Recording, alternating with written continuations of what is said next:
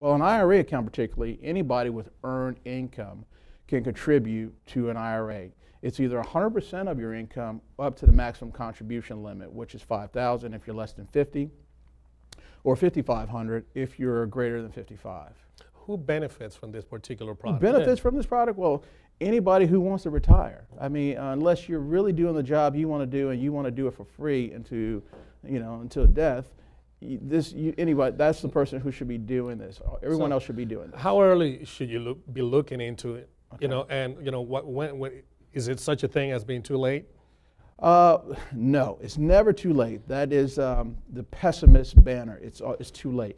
It's never too late to get started. And if you put in as little now, it's still a little bit more to pull down when the time comes for you to actually retire. I mean, 65 used to be the number that most people thought, oh, okay, I can retire at that time. More successful people retire at 50. But well, you want to get started as soon as you are earning income. That's the first time you should start. So that's as early, immediately? Immediately, as soon as you start making money. I mean, if you have W-2 income or if you are a self-employed individual who's filing a tax return, put it away. Even if you have a lemonade stand, if you're filing a tax return, get your deductions from that lemonade stand. That sounds really good, and everything, but, in today's economy, we know, what's going on out there.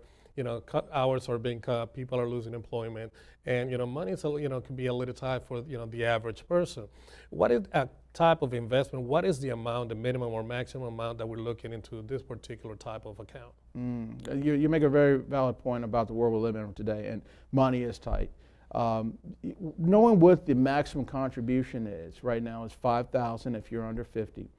If you can make that full $5,000, you do it, and then you look for alternative structures, because an IRA is a tax structure. $5,000, is that a year? That's per year. Okay. That's per year, or excuse me, by April 15th of the following year. So we're in 2009. If you don't make your contribution by April 15th, 2010, you've missed this opportunity.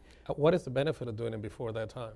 Well, the benefit of doing it is you're taking advantage of the year that is. I mean, this year, if you're buying when the market is cheaper, and I shouldn't say, I don't recommend to time the market, but if you're buying when the market is low, you're getting the values today. You're basically, like thinking like on Black Friday, you get up early in the morning, you want to go get that PS3 when it's now 60% off. Well, when the market is down 20, 40, 50%, not 50% obviously, but when the market is down, that's when the things that you believe will be there in the future are cheaper. So now is the best time to get involved.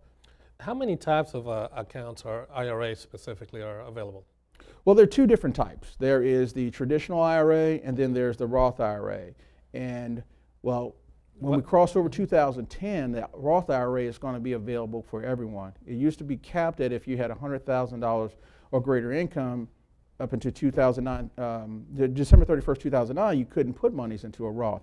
After January 1, 2010, even if you're above the $100,000, you can not only convert your traditional, which is the other type, to a Roth to get that tax-free income in retirement. So there are two types, traditional and Roth. That's my question here. What are the actual tax benefits of with this type of accounts? Okay, well, the benefits, and it's a great question there too. The benefit is that we are deferring the taxation on this money that we can use in retirement, opposed to putting it into a taxable account, and every year you're going to get a 1099 for that income that was generated. You're basically creating a tax shelter, giving yourself kind of like a free ride. It's not a free ride completely unless you're using a Roth, because money's in there, it's pulled out tax-free. With a traditional, you're creating a deduction for yourself. So if you need deductions, you take a traditional. If you don't, you take a Roth. And definitely, everyone should definitely consult with their professional advisor and tax accountant for the appropriateness. Okay, now can you cover that again? Who will benefit from one or the other, from the Roth versus the traditional? Well, in general, anybody who's expecting to be yielding the same kind of income that they're making now, if you say practically, if you're making about $75,000, and you're expecting to be pulling that kind of monies in retirement, that's basically after 59 and a half or 65, whenever you're going to retire. We're expecting our income tax brackets to escalate into the future. So in the future, you don't want to be paying ordinary income taxes as you are now at a time that you're thinking you're going into your golden years, you want to retire, you want to sip lemonade or jump out of parachutes if that's what you want to do in retirement. You want to get the most tax favorable treatment at that time.